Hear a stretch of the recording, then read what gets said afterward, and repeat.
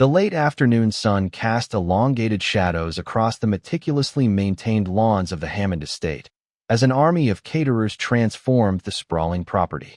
Arthur Hammond stood in his gourmet kitchen, methodically arranging handcrafted Belgian chocolates upon a crystal display.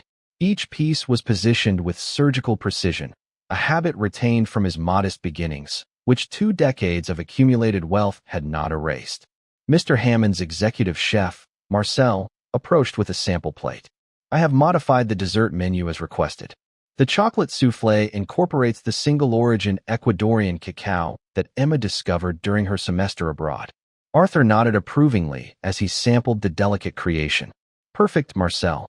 She will appreciate the thoughtful detail." Through the floor-to-ceiling windows, he observed his twin sons, Michael and James, setting up lawn games with mathematical precision. At 17, they were already displaying signs of the men they would become, focused, methodical, and far more perceptive than most realized. "Dad," Michael called through the intercom system they had installed the previous summer. "The motion sensors for the garden lighting require recalibration. Should we adjust the algorithms?" "Go ahead," Arthur replied, suppressing a smile at their technical dedication. The twins had wired the entire estate with a sophisticated security system under the guise of a summer project. Few were aware that every room and corridor housed their silent electronic sentinels. The centerpieces absolutely must go in the main dining room. Ginger Hammond's voice pierced the kitchen's tranquil atmosphere. She stood in the doorway, a vision in Chanel, directing the staff with the precision of a field marshal. "The lighting there creates the perfect ambience. The governor's wife is attending, and everything must be flawless." Arthur watched his wife orchestrate the preparations, remembering the days before Hammond and DWI Investments, when they lived in a modest 2-bedroom apartment in Somerville. Back then, Ginger had been content with backyard barbecues, her laugh genuine, her joy unburdened by social climbing. Success had changed her, but he had attributed it to natural evolution. "The DMA Holdings portfolio summary, sir." His personal assistant, Thomas, discreetly placed a folder beside him, and Miss Boyd sent an update. The mention of the private investigator was casual but meaningful. "Thank you, Thomas. Please ensure the security feeds are recording properly." Arthur's tone remained even as he scanned the documents. Through the window, he noticed the twins had paused their work, their attention drawn to something near the garden pavilion. Mrs. Hammond, the head florist, approached Ginger with fabric samples about the table runner. "Not now," Ginger snapped, checking her phone. Her perfectly manicured fingers flew across the screen, composing what was surely another social media post about her perfect family. Their daughter, Emma, had just graduated top of her class, accepted to Yale Law with multiple scholarship offers. The twins were brilliant, if introverted, more interested in their complex algorithms than social climbing. From the outside, they were the perfect family, the crown jewel of Boston's elite social circle. The sound of hushed voices from the servants' corridor caught Arthur's attention. His sister Faith's urgent whisper carried through the space. "Stop it. Arthur's just in the next room. He'll see you with Garrett." A laugh followed, Ginger's laugh, but with an unfamiliar edge of cruelty that made Arthur's hands still on the chocolate display. That pathetic ATM machine. He's too busy setting up trust funds for kids that aren't his. 20 years of high-stakes negotiations had taught Arthur to control his reactions. His face remained composed. With an impassive demeanor, he turned to the waiting staff and said, "Please proceed with the service preparations." His Italian leather shoes made no sound on the marble floor as he moved toward the voices. Years of training allowed him to maintain perfect composure, despite the rage building inside. Through the kitchen windows, the twins had stopped their work entirely. Their faces showed no surprise, only a calculated interest that spoke volumes about what they might already know. James discreetly adjusted one of their hidden cameras, while Michael tapped something into his tablet. The security system they had installed was not just for protection. It was their own private surveillance network, capturing every moment, every conversation, every betrayal in pristine digital clarity. From the side pantry door, Arthur had an unobstructed view of the scene inside. Ginger, wrapped in a St. John knit dress that cost more than their first car, pressed against Garrett DeWitt, his supposed best friend since their MIT days, best man at their wedding, godfather to the twins, and partner in the firm they had built from nothing. Her perfectly manicured hands played with his Hermes tie, while his fingers traced patterns on her waist. Faith stood nearby, her face tight with anxiety, fingers twisting the hem of her blouse. A file folder lay open on the counter beside her, containing financial documents Arthur recognized from their children's charitable foundation. "Please, not here, not today. Think about Emma. This is her special day," Faith pleaded. "Oh, perfect timing." Ginger's voice dripped with venom as she spotted Arthur. The mask of the perfect wife and mother dropped completely, replaced by something ugly and foreign. "Finally caught on, dummy. We've been together for years. All those late nights at the office, not exactly working on portfolios." She straightened, confidence born of 2 decades of financial security evident in every movement. "Try divorcing me. I'll take everything. The kids will hate you. When I have finished recounting how you neglected us for your career, choosing the firm over your own family, your clients will flee. Once they learn how Boston's supposedly perfect family man could not satisfy his wife, your reputation and your career, I will burn it all to the ground." "The Children's Foundation accounts," Faith interjected, her voice stronger now, "the money that was supposed to go to scholarships." "Shut up, Faith," Garrett snapped, finally finding his voice. "This doesn't concern you." Arthur felt an odd sense of calm descend, the same clarity he had experienced during the 2008 financial crisis, when everyone else panicked and he alone saw opportunity in chaos. "Interesting theory," he said, pulling out his phone with steady hands. He played the recording, her entire confession, including the thread about the children's paternity, crystal clear in the pantry's enclosed space. Ginger's smirk faltered, the color draining from her expertly made-up face. Garrett took a step forward, straightening his tie. "Now, Arthur, let's be reasonable about this. We're all adults here." "But that's not all," Arthur continued, his voice steady as he opened a folder on his phone. "The kids already know everything. They've known for months. Did you really think they wouldn't notice? That they wouldn't investigate when they saw the discrepancies in the foundation accounts?" Through the window, he could see the twins had positioned themselves strategically, one monitoring the security feeds, the other coordinating with Thomas to ensure everything was being recorded. They were their father's sons, always 3 steps ahead. The screen displayed Private Investigator Brandy Boyd's comprehensive report, a year's worth of surveillance detailed in meticulous notes, photographs, and financial records. Hotel receipts from the Four Seasons, the Royalton, even a private villa in the Maldives. Text messages coordinating meetups under the guise of charity board meetings. Bank transfers showing Garrett embezzling from the firm to fund their lavish lifestyle. "You have been watching us, haven't you?" Ginger's flawless makeup could not conceal the shock that rendered her suddenly older and more vulnerable. "How dare you spy on me? Since Faith came to me with her suspicions last year," Arthur replied, nodding toward his sister, who now stood straighter, all anxiety replaced by quiet determination.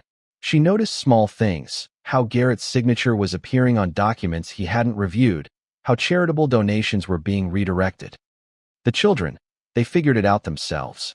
He turned to Garrett, who was attempting to straighten his silk tie with trembling hands. "Emma saw you at the Royalton that day you claimed to be at a board meeting. She was there for a pre-law society launch. The boys, they're not just good at robotics. That GPS tracking app they developed for their science fair, they've been monitoring your car for months." "The foundation money," Faith added, her voice steady now as she held up her tablet. $3 million meant for underprivileged students, diverted through a maze of offshore accounts. Did you think nobody would notice? "Now, Arthur," Garrett attempted, using his boardroom voice, the one he employed to calm nervous investors. "Let's handle this reasonably. These allegations are serious allegations." Arthur's laugh held no humor. "Like when you helped spread rumors about the children's paternity. That was calculated. Made me worried enough to get DNA tests done. But you didn't stop there, did you? The offshore accounts, the embezzled funds, the systematic destruction of evidence. Except my children are better at digital forensics than you imagined." He pulled out another file. "All 3 are mine, by the way. You couldn't even be clever enough to tell the truth about your lies. But then, you never were as smart as you thought you were. Were you, Garrett?" "Dad," Emma's voice floated through the corridor, growing closer. "The Petersons just arrived, and Mrs. Richardson is asking about the foundation's next gala. Arthur glanced at his Patek Philippe watch, a gift from his children the previous Father's Day. The inscription read, "To the father who taught us integrity matters most." The timing could not have been more perfect. He straightened his bespoke suit, a predatory smile playing at the corners of his mouth. "Shall we join our daughter's graduation party? Half of Boston's financial elite is waiting, though Garrett might want to check his phone first. The board members should be receiving some interesting emails right about now." Through the window, he could see the twins had completed their preparations. The security cameras were recording everything. The electronic paper trail was complete. Years of deception were laid bare in bits and bytes. "You wouldn't dare cause a scene at Emma's party," Ginger hissed, desperation creeping into her voice. "You're bluffing, Mom." Emma appeared in the doorway, radiant in her designer dress. Her eyes took in the scene. Her mother's flushed face, Garrett's nervous fidgeting, her aunt's resolute stance, and her father's calm demeanor. "The Petersons are asking about the Foundation Scholarship Program. Should I tell them about the recent adjustments to the fund?" Arthur smiled at his daughter, proud of her perfect timing and sharp mind. "Why don't we all go discuss it? I'm sure Garrett and your mother would love to explain their innovative approach to charitable giving." The sounds of the party filtered through. Champagne corks popping, society laughter, the string quartet's music floating on the evening air.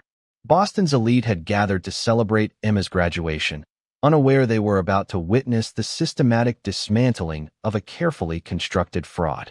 Faith's tablet pinged with new notifications, more evidence compiled by the twins, more proof of betrayal and theft.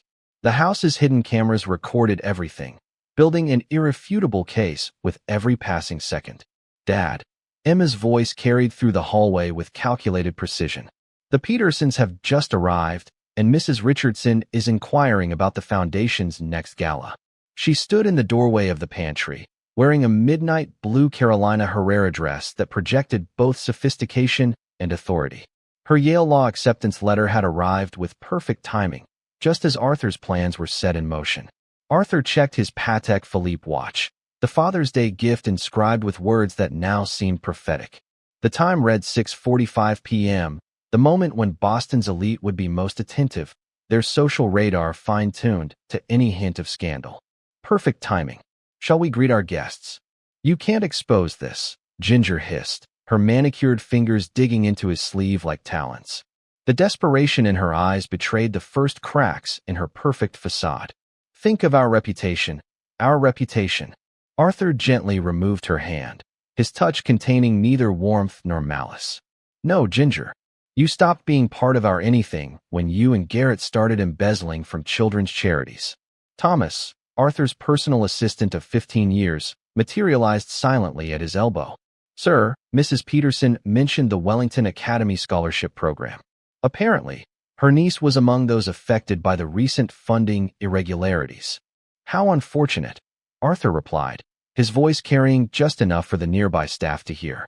The catering team, all handpicked by Thomas for their connections to Boston's service industry gossip network, absorbed every word. "We'll need to address that tonight, won't we, Garrett?" As they emerged from the pantry, Garrett's phone erupted with notifications. The twin surveillance system captured his expression from 3 different angles as his face, already pale, drained of what little color remained. "SEC Emergency Board Meeting, Asset Freeze," he stammered, fingers trembling on his phone screen. A second wave of notifications followed, banking alerts, board messages, frantic texts from partners. "Arthur, you can't do this." With a gracious smile, Arthur accepted a champagne flute from a passing server, the very same server whose sister had been promised a Hammond Foundation scholarship that had mysteriously vanished. "It seems someone anonymously tipped off the Securities and Exchange Commission about those creative accounting practices you've been using," he remarked.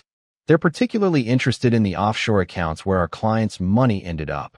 Through the crowd, the twins executed their roles with military precision.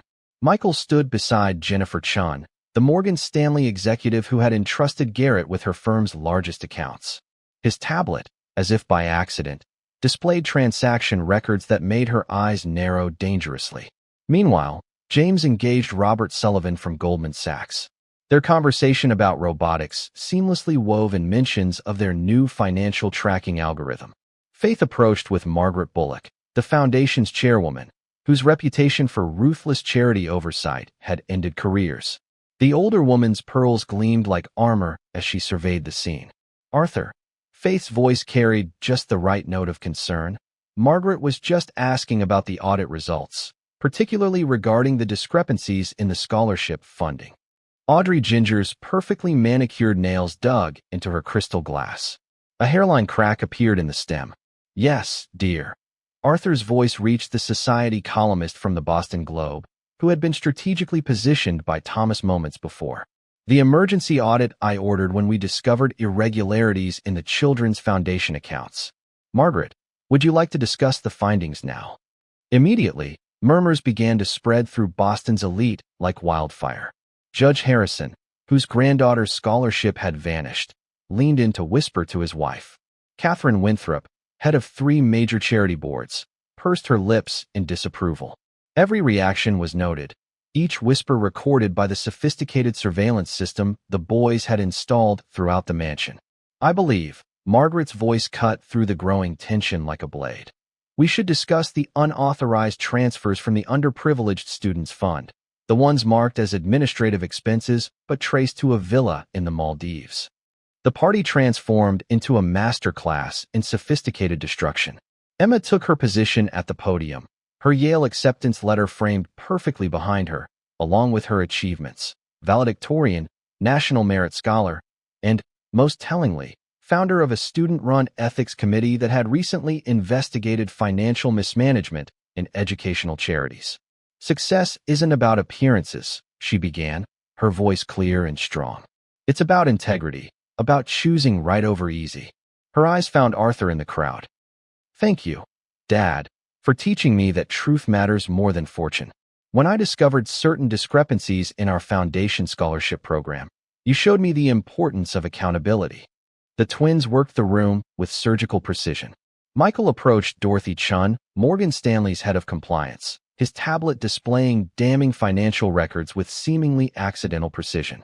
Our latest AI algorithm is fascinating, Michael commented, scrolling through graphs that clearly showed unauthorized transfers. It's particularly good at identifying irregular transaction sequences. See these patterns here?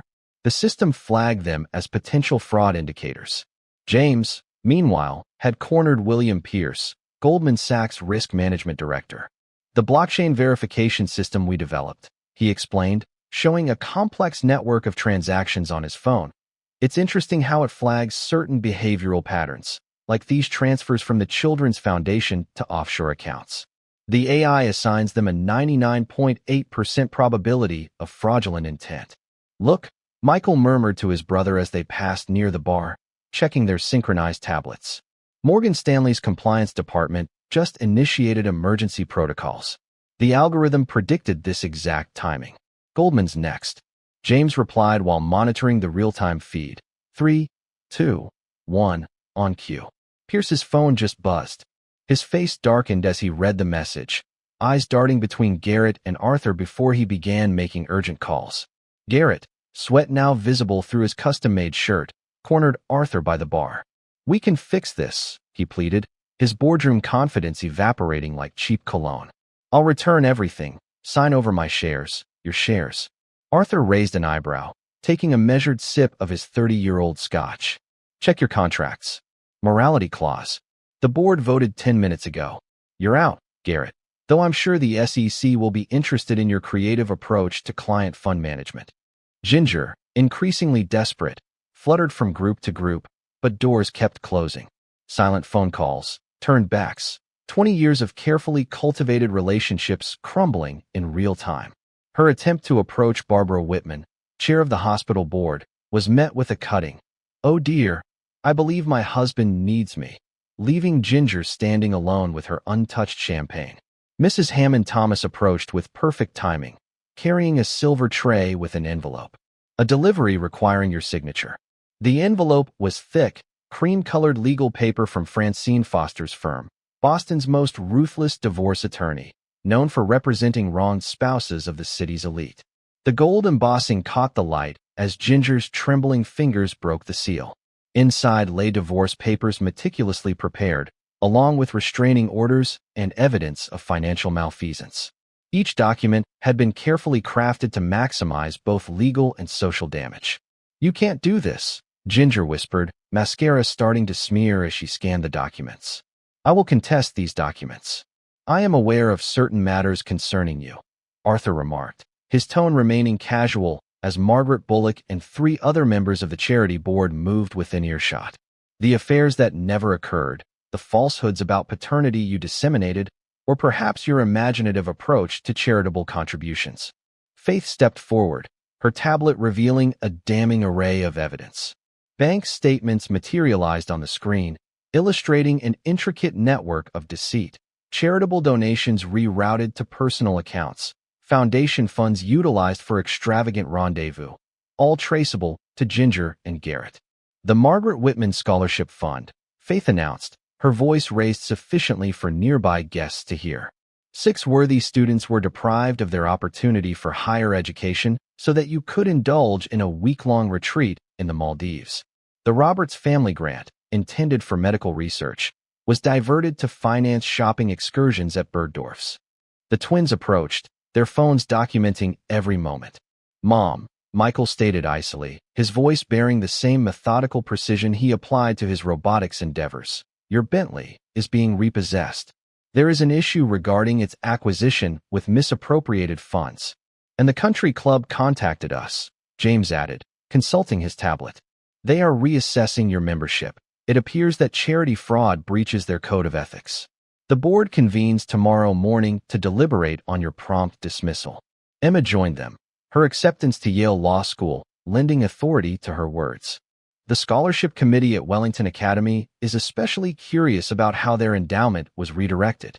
Those were my classmates, the younger siblings you deprived, Mom. Did you ever consider that during your spa retreats in the Maldives?" The celebration proceeded around them, a masterfully executed spectacle of social ruin. Each discussion, every murmured remark, every instance of turning away was captured by the twins' surveillance system. The proof accumulated, the noose tightened, and Boston's high society observed the disintegration of a meticulously crafted facade. Thomas observed it all, coordinated with the security team, ensuring all exits remained subtly blocked. The catering staff continued their choreographed movements, each pause and whispered conversation designed for maximum effect. The string quartet played on, providing a sophisticated soundtrack to the systematic dismantling of 2 decades of social climbing. Arthur stood in the center of it all, calm and controlled, watching 20 years of deception crumble under the weight of truth. His children flanked him, a united front against the corruption that had threatened to destroy their family's legacy. The night was not just about revenge. It was about justice, served cold and calculated, with every move choreographed for maximum effect. The Hammond name would survive, stronger for having exposed the rot within, while Ginger and Garrett's carefully constructed world shattered like the crystal glass trembling in her manicured hands. Dawn broke over Boston's financial district as the Sunday morning sun crept through the windows of Arthur Hammond's home office, casting long shadows across multiple screens tracking the explosive fallout. The twins' sophisticated monitoring program aggregated data in real time, each screen displaying different aspects of the destruction. Hammond and Dwyer Investments, major CUCKOLD top financial partner, faces SEC investigation, society scandal, charitable funds misappropriated, Boston elite rocked by foundation fraud. Arthur sat at his mahogany desk, watching the chaos unfold with the same calculated precision he had used to orchestrate it. The program Michael and James had developed highlighted key trends in red, potential threats in yellow, and favorable developments in green. The screen was predominantly red, exactly as planned. "Morgan Stanley is pulling all accounts," Emma reported from her position by the window, her Yale Law acceptance letter beside her laptop like a badge of honor.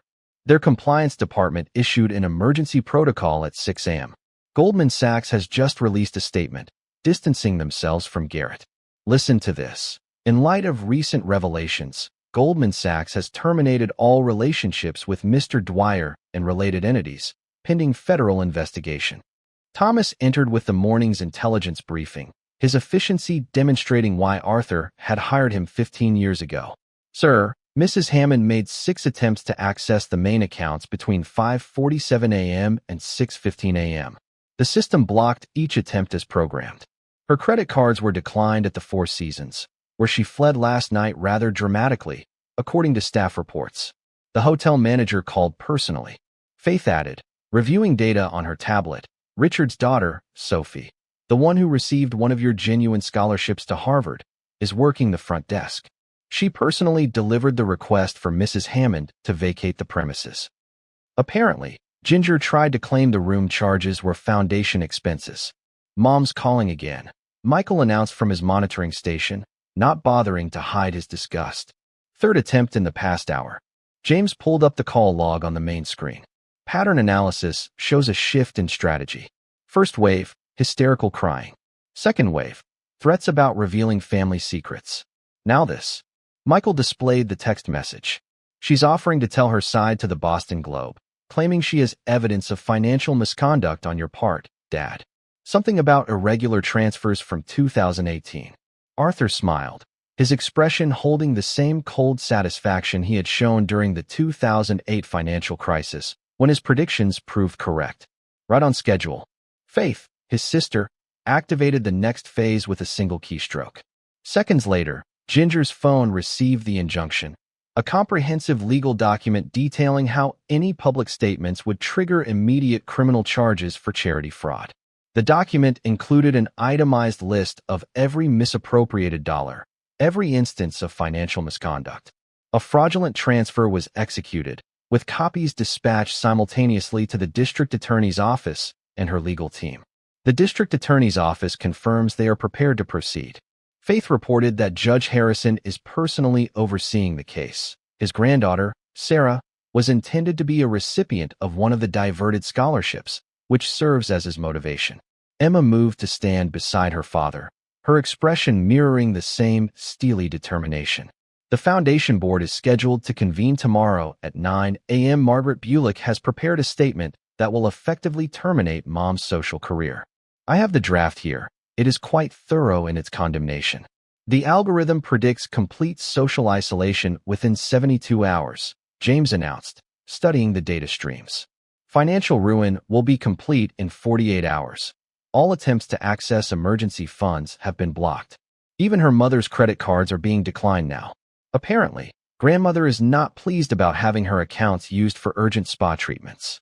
Through the window, they watched the catering staff cleaning up the last remnants of last night's party. Each worker had been carefully selected by Thomas for their connections to families affected by the foundation fraud. The stories they carried would disseminate through the Boston Service Industry Network, reaching every household where Ginger had once reigned as social queen. The Ritz just called, Thomas reported. They are unable to accept Mrs. Hammond's reservation due to a system error.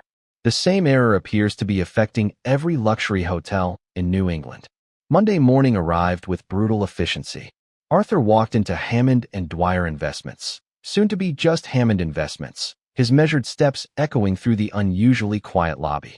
Employees observed his passage with a mixture of awe and fear, already cognizant of the morning's agenda. The boardroom held the full contingent of partners, their expressions ranging from poorly concealed shock to calculated assessments of emerging opportunities. Garrett sat among them. Alone at the far end, his seersucker suit was wrinkled from a sleepless night. His usual allies were conspicuously absent from their chairs. The evidence is irrefutable, Arthur began, activating the presentation system the twins had specially programmed for this moment. Financial records cascaded across multiple displays, each fraudulent transaction highlighted in damning red. Over the past 3 years, Garrett diverted $7.3 million to private accounts. Client funds were used for personal expenses. Trading records were falsified to conceal the theft. Elizabeth Chun, head of risk management, and a woman known for her ruthless attention to detail, leaned forward. The full scope of the SEC investigation is already in motion, Arthur confirmed, switching to a new set of documents. The anonymous tip included comprehensive documentation of every fraudulent transaction. Offshore accounts have been frozen. The Cayman Islands banking authorities are cooperating fully.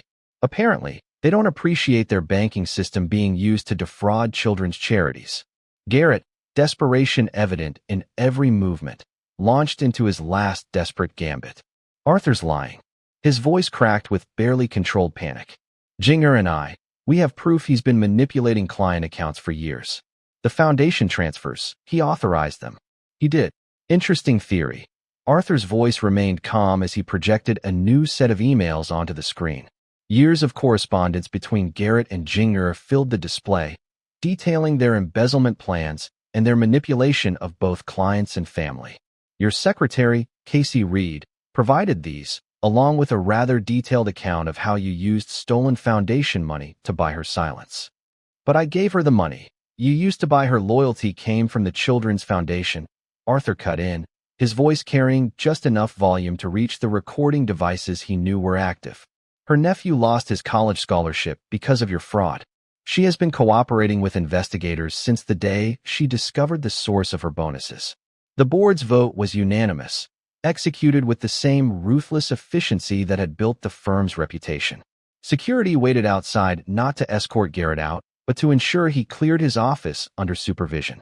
By week's end, his name would be removed from every surface in the building, leaving only Hammond as a testament to integrity. The Boston social scene, which Ginger had dominated for years, turned against her with choreographed precision. Faith orchestrated the fall from her command center in Arthur's home office, each move calculated for maximum impact. The hospital board's emergency session lasted exactly 7 minutes before voting to rescind Ginger's chairwoman position. The press release, crafted by Emma with her emerging legal precision, cited irreconcilable ethical conflicts and betrayal of charitable trust. 3 country clubs simultaneously reviewed their membership policies. The Butler Creek Club, where Ginger had reigned over charity galas for a decade, discovered sudden irregularities in her membership application. The Riverside Golf Club remembered urgent maintenance needs on her favorite tennis courts. The Wellington Country Club regretfully had to enforce their previously overlooked ethics clause. The Symphony Guild moved with particular efficiency. Within hours, Ginger's name vanished from donor plaques, event committees, and the upcoming season's program. The guild president, whose granddaughter had been promised a music scholarship from the Hammond Foundation, personally supervised the removal of Ginger's portrait from the patron's wall. Private school mothers, those arbiters of Boston's social hierarchy, performed a digital execution. Phone numbers blocked, email addresses blacklisted, social media connections severed. Even the chatty mother's WhatsApp groups were purged of her presence. The circle in which Ginger had so carefully cultivated her image of charitable perfection fell into a hushed silence. Charitable organizations, sensing the shifting winds, released statements expressing shock and dismay. Each press release was meticulously crafted to convey a profound sense of personal betrayal, driving yet another nail into the coffin of Ginger's social standing. She's staying at the Ritz. Emma updated them over dinner, her tone conveying both amusement and disgust. Using her mother's credit card, living on borrowed time and borrowed money. Speaking of finances, Arthur turned to his children, his expression softening slightly as he regarded the 3 individuals who had stood by him through everything. Let us discuss your trust funds. The twins exchanged knowing glances across the table. We're aware, Father, one replied. We've been monitoring the accounts since we first suspected something was amiss. Mother attempted to access them last April. She tried to transfer my Yale fund, Emma added, her voice hardening at the memory. That's when we began documenting everything. The discrepancies in the foundation led us to uncover the larger fraud. Faith arrived with fresh intelligence from her network. The Somerset Club has just revoked her lifetime membership. Apparently, their bylaws contain strict provisions regarding members indicted for financial crimes. Arthur nodded, evident satisfaction in his expression. The social execution is proceeding exactly as planned.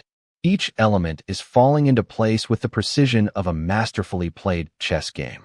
Boston's elite were learning a valuable lesson about the true nature of power. It resided not in hosting charity galas or holding board positions, but in the quiet capacity to dismantle those who betrayed trust. 2 weeks after Emma's graduation party, the mahogany-paneled conference room of the Beacon Hill Society hosted an unprecedented gathering of New England's charitable elite.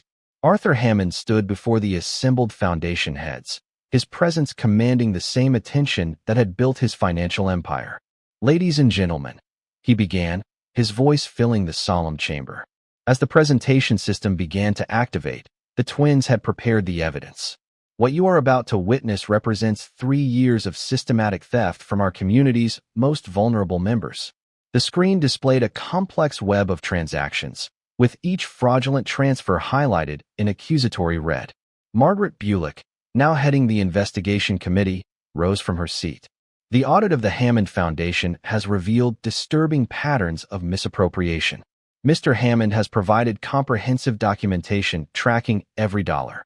The projector displayed a series of damning images. A $2.3 million villa in the Maldives purchased with diverted scholarship funds, shopping sprees at Bergdorf's totaling $847,000 charged to medical research grants, and private jet trips worth $1.2 million labeled as administrative expenses.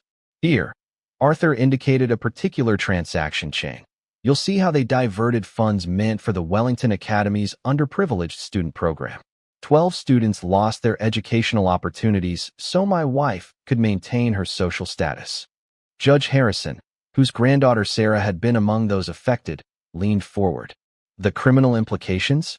The DA's office has everything they need," Arthur confirmed. "The SEC investigation has already frozen their assets." But more importantly, he pressed a button, changing the display. "Full restitution will be made. Every scholarship will be funded, every program restored.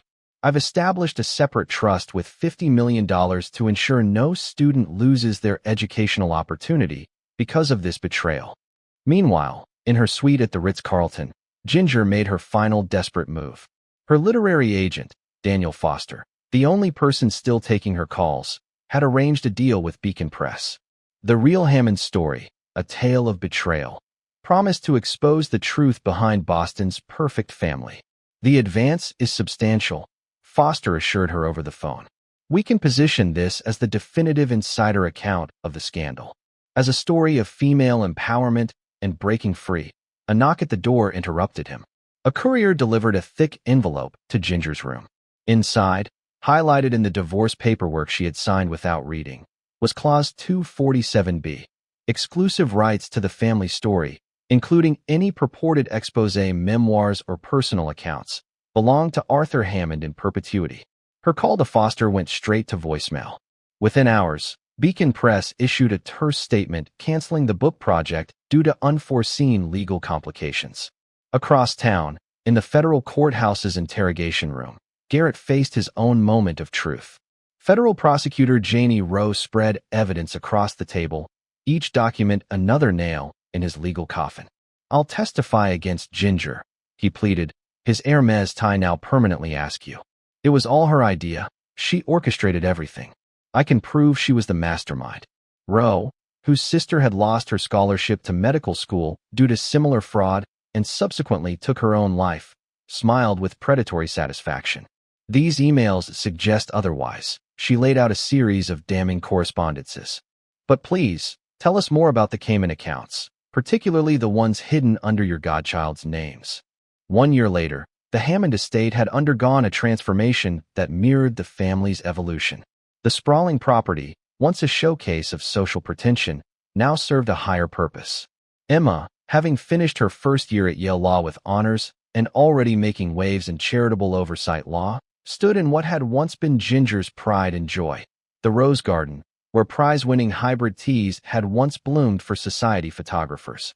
Now, rows of organic vegetables flourished. The garden, part of an urban farming initiative, supplied fresh produce to 3 local food banks and provided agricultural education for inner-city students.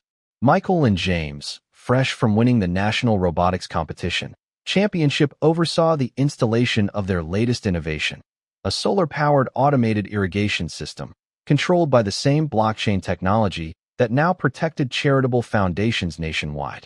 Their fraud prevention system, inspired by their mother's betrayal, had been adopted by over 200 charitable organizations.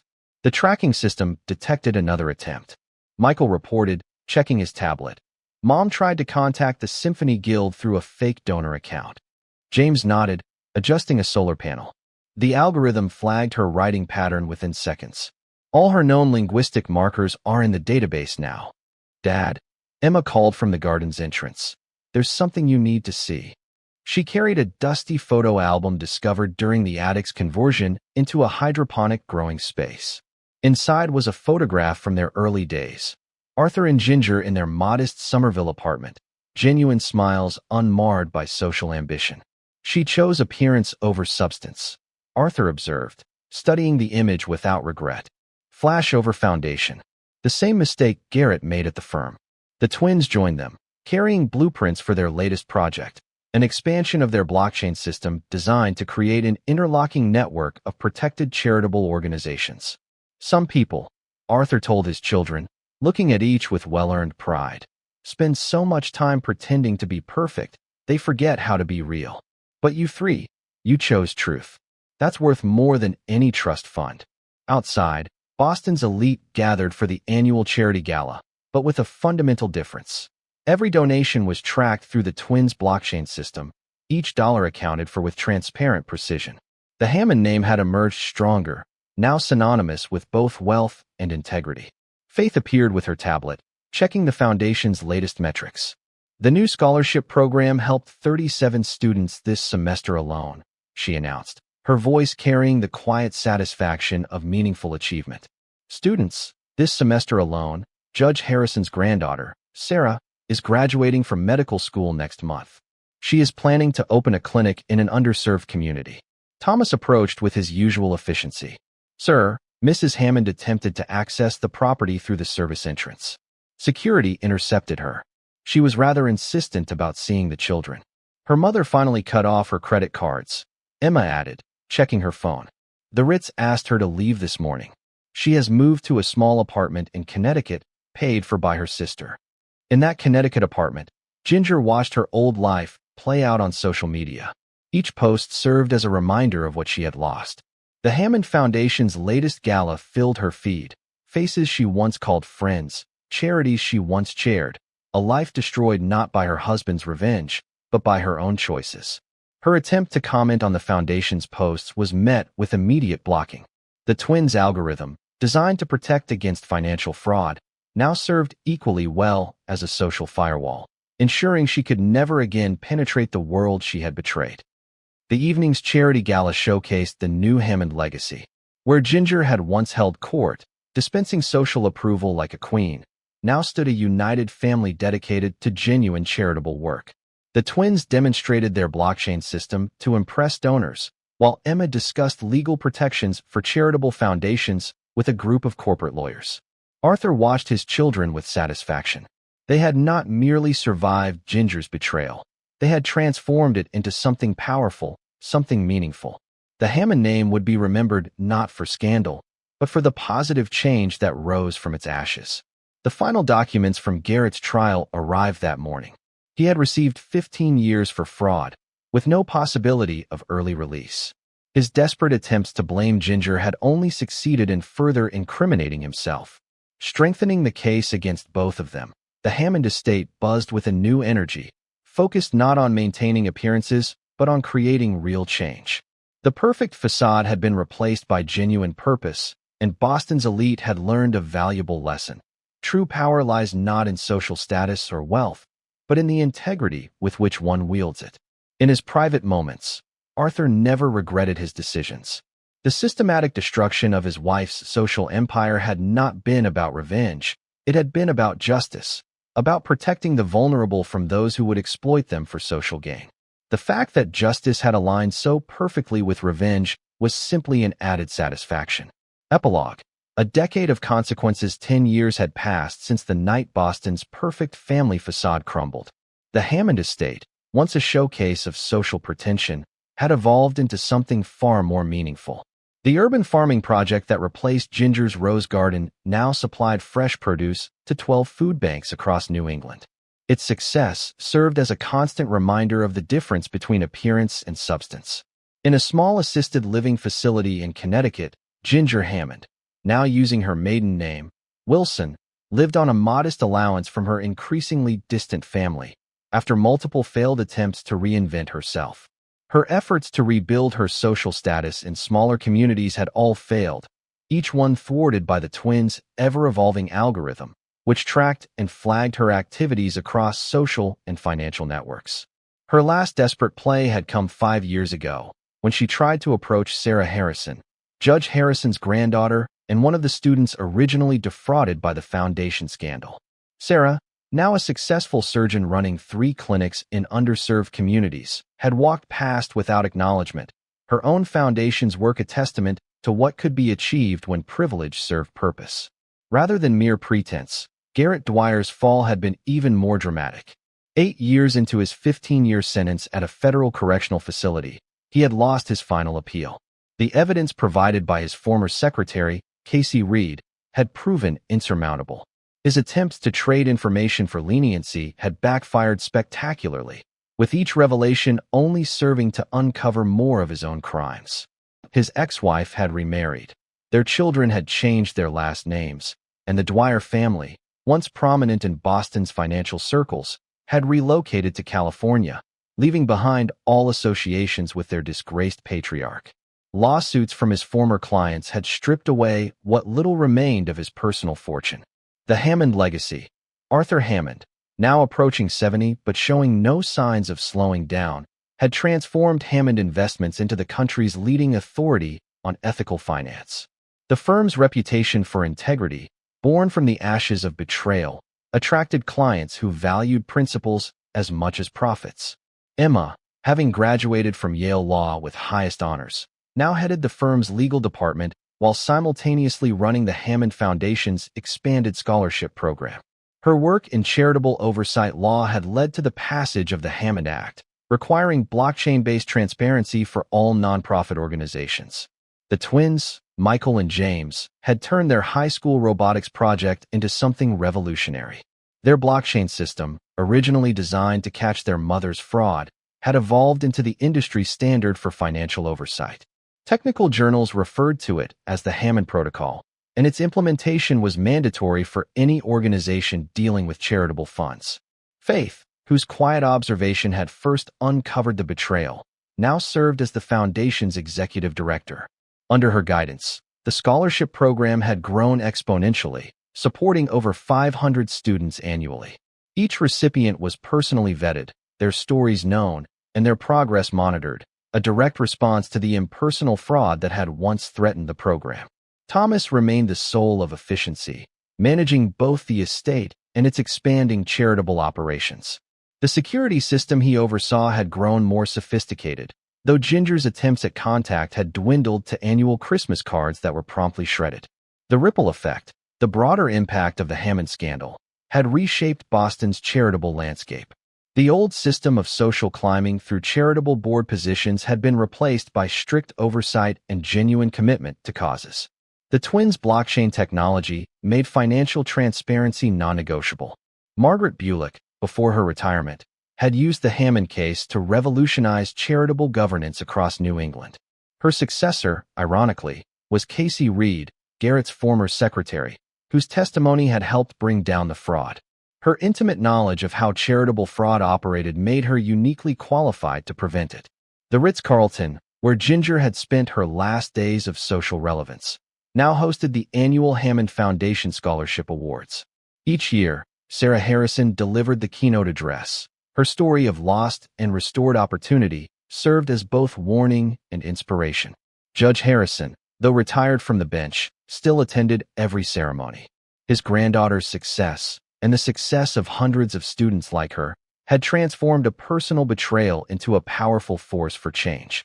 In a moment of bitter irony, Ginger's Connecticut apartment overlooked the community college where several Hammond Foundation scholars now studied. Each morning, she watched young people hurrying to classes, their opportunities secured by the very system she had once defrauded. Her attempts to publish her story had all. Arthur's ownership of the rights had thwarted all attempts at subversion. Her final Ghostwritten blog post was removed within hours, the twins' algorithm having detected her distinctive writing style despite her efforts to disguise it. According to prison records, Garrett had ceased speaking of revenge and redemption. His cell walls stood bare except for a single newspaper clipping announcing the Hammond Protocol's ascension to federal law, his former partner's triumph serving as his daily reminder of all he had lost. The true victory resided in Arthur's office, where the photograph Emma had discovered in the attic that day, depicting a young Ginger and Arthur in their modest apartment, now shared space with newer images. There was Emma arguing her first Supreme Court case, the twins receiving the National Medal of Technology, and Faith accepting the Humanitarian of the Year award. These photographs narrated the authentic story of the Hammond family, not one of vengeance, but of metamorphosis. The betrayal that might have shattered them had instead forged something unbreakable. Their legacy resided not in the demolition of Ginger and Garrett's hollow social empire, but in the construction of something genuine and enduring. The Hammond name, once synonymous with Boston's social elite, now represented something far more valuable: integrity, innovation, and the supremacy of truth over appearance. The family's genuine triumph lay not in the precision of their retaliation, but in how they had transmuted betrayal into beneficence. As Arthur gazed out over the urban farm that had supplanted Ginger's cherished roses, he contemplated how some gardens grow more resilient when decorative blossoms are replaced by crops of true sustenance. The Hammond family had discovered that authentic power resides not in social standing or wealth, but in the integrity with which one wields influence. Today, the Hammond Foundation announced its 1,000th scholarship recipient. The press release, drafted by Emma with her characteristic legal precision, made clear that their work of building meaningful legacy continued. There was no mention of the scandal that had ignited this transformation. It was unnecessary. The future belonged to those who built rather than betrayed, who chose substance over spectacle, who transformed pain into purpose. In the end, Ginger and Garrett's greatest punishment was not imprisonment or social exile, but being forced to watch from the shadows as their betrayal gave rise to something far greater than their narrow ambitions could ever have conceived. Their legacy would forever be intertwined with the positive changes their destruction had unintentionally brought about, a cosmic irony no act of revenge could have devised more perfectly. This is where our story concludes. Share your reflections in the comments below. Thank you for your time. If you enjoyed the story, please subscribe to this channel. Click on the video you see on the screen, and I will see you there.